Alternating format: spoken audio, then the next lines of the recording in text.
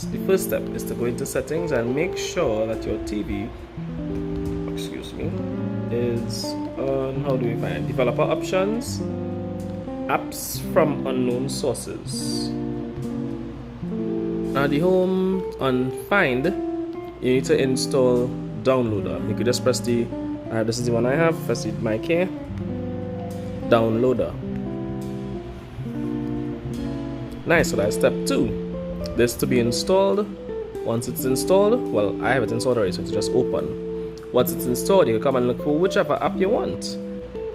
Up here, we could come clear whatever in the search and search for Rapid Streams APK.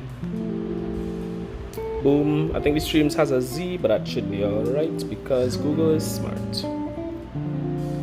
See, it figured it out. That is a Z you're looking for. We're gonna come here, click on the first one,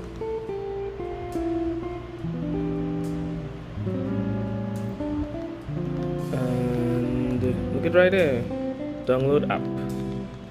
So we select download app, it will generate the download file one time. Bless you.